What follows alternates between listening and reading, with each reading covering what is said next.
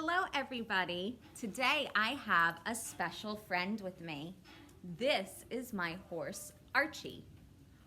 Archie and his friends are going to help me read a book. I take care of Archie by giving him food, water, love, and treats. Do you have a pet at home? How do you help take care of them?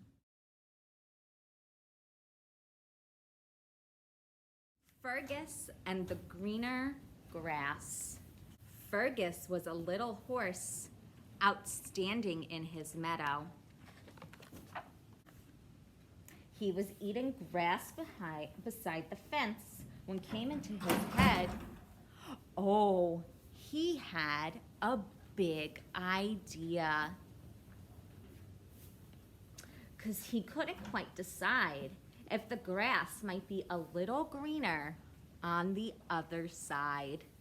So he reached through and started to chew the greenest grass he could see. That fine spring day, the rails gave way and Fergus then was free. And so he grazed this pasture which was greener than the rest, until he took a longing look way off towards the west. Beyond a wooden fence, a greener valley looked exciting. He stopped to stare. The grass down there looked tasty and inviting. He wondered how he'd reach that grass. So fragrant, so divine. But then a horsefly started chewing right on his behind. He backed up to address that itchy spot upon his hide, and then he landed horseshoes up on the other side. When he regained his footing, his equine dignity, Fergus was delighted by all the grass that he could see. He savored every flavor. Each mouthful was a thrill. But then he spied some greener grass farther down the hill. The fence was strong and sturdy, high and sound and stout and straight. So Fergus just unhooked the chain and opened up the gate. He dropped his gaze, began to graze until he reached some wire. Then he saw the grass beyond it and raised his head up higher. The grass beyond that wire fenced looked oh so very green. It was the greenest grass he'd ever seen. The wire was high and tight and strong, so he began to wonder if he might find a way to sample it by reaching under. It worked, oh my, this grass was tall. It hit his knees and hocks. He munched and grazed until he found a fence made out of rocks. So Fergus followed yonder wall over hill and glen. Stacked with skill on every hill, the stones were tight.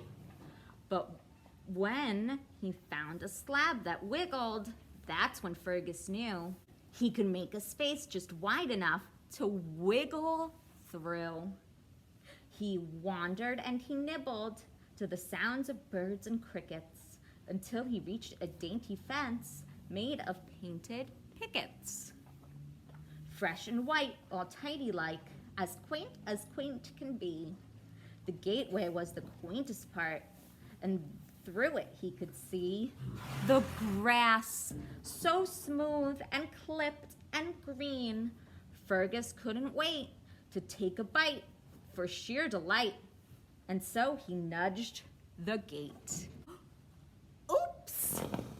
He grabbed a taste, but fled in haste. The field was full of holes. He galloped till he met a fence of logs and stumps and poles. He might have been the first horse to ever learn to climb, but when he reached the other side, he had the bestest time. Now Fergus got to thinking about the fences he got past, quite convinced each grassy field was greener than the last. So when he reached a wall so high and oh so very long, he was absolutely certain there was greener grass beyond. This was a doozy, but no fence could stop him now. He had to find a way to reach the other side. But how? For miles it stretched from north to south, thick and tall and wide. He decided he would jump it to reach the other side.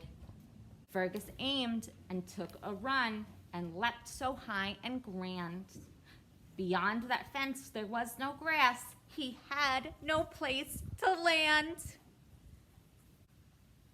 An itch, a twitch upon his shoulders. Feathers sprouted there. They grew to wings, great graceful things that held him in the air. Fergus didn't fall. Instead, he soared up to the sky. He became a Fergusus and began to fly. For miles he sailed above the land. He circled, swooped, and spun. And finally landed in a meadow, right where he'd begun. The great wings vanished in a trice, and never more was seen. There he sat, and that was that, in his meadow green. Now look at Fergus standing there, much older than he was. He's wiser now and more content to stay at home because he knows it's not about the grass, that's just the destination. He knows it was the fences where he learned determination. He has faith those wings will grow. He knows it 'cause he's flown. He's scared and marred from his nails and rails, but wears it all with pride.